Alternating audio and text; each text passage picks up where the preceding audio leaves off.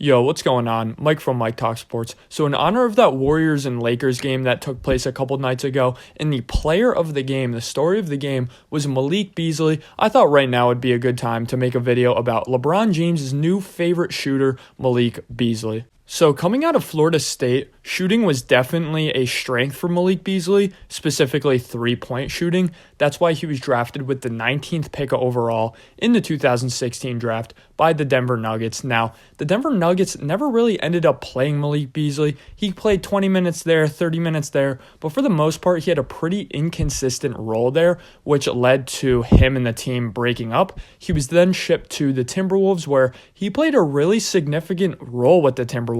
He actually averaged 20.7 points per game. So yes, Malik Beasley, a role player now, has averaged 20 points per game in a season on really good, efficient shooting from the three. Now, he averaged below league average field goal percentage, but it wasn't crazy low. It wasn't crazy inefficient. So to be a 20 point per game scorer in your career on really good three-point efficiency, that's no joke. Malik Beasley's one of those low-key kind of guys coming off the bench where you could say he can give you 30 in any night, and you saw that with the Warriors-Lakers game. He didn't drop 30, but man, he was on fire. If he took a couple more shots, he would have reached 30. He's a guy who could check into the game and make the first 2, 3, 4 threes of the game for you. He's really lethal coming off of that second unit, and he's even good as a starter because he's a really high energy guy on the defensive end, and we didn't really see that with the Timberwolves too much. They struggled with defense a lot of the time, but a lot of the time that wasn't even his fault. He was one of the better defenders, specifically on the perimeter for the Timberwolves. So in another season with the Timberwolves, he averaged 19.6 points. So he basically has 2 seasons with the Timberwolves,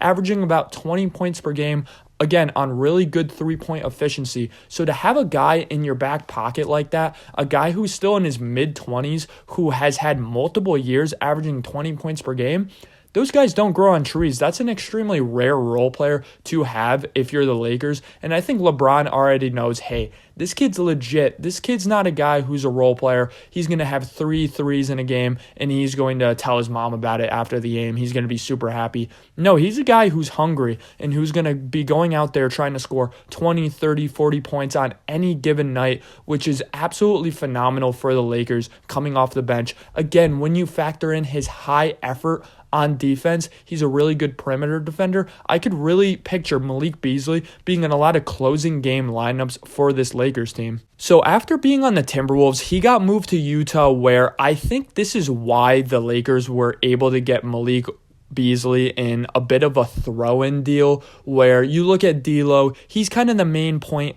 and main selling point of this deal, where they traded Russell Westbrook for D'Lo, Vanderbilt, and Malik Beasley. You kind of look at Malik Beasley in his season with the Jazz this year and go, okay, he's averaging his lowest efficiency in terms of three-point shooting of his entire career, except for on Denver, where he kind of had a lesser role. So in lesser minutes, in lesser of a role with less shots, he's averaging a worse field goal percentage from 3, which is definitely not a good sign. So the Lakers kind of said, okay, this kid's shooting 36% for now, which is about league average. It's slightly below league average. This guy's been an above average league shooter his entire career. He's just having a bad year. He's just having a slow year. He's a career 38% from 3 shooter, which is above league average. He's had multiple seasons shooting upwards to 40% from 3, which is elite territory. So they're getting a guy who, again, he's in his mid-20s and he's shot over 40% from 3 in his career. The Lakers go, let's buy low on this guy. Let's buy low on a guy in his mid-20s who's averaged 20 points per game, who can give us good defense. Let's buy low on him. He's shooting 36% right now. And when you pair him with LeBron James, you pair him with Anthony Davis, you pair him with other space creators such as D'Lo, this kid's going to get wide open three-point looks like he's never in his career. So many players such as Lonnie Walker Jr., Austin Reeves talk about this, where even Danny Green has talked about this. A guy who comes from the San Antonio Spurs system says, it was completely different playing with LeBron. I thought I had good looks with the Spurs. I thought I had open looks with the Spurs with some of the sets they ran me. Man, LeBron James, it just opens up an entire new universe in terms of cutting, space creation, and open three-point opportunities. He's a guy who has never gotten wide open three-point opportunity looks like this. He's never played with a passer like LeBron James. Again, I said he played in Denver with Jokic, but Jokic not only wasn't that MVP we know him as today, but again, they didn't even play that much together.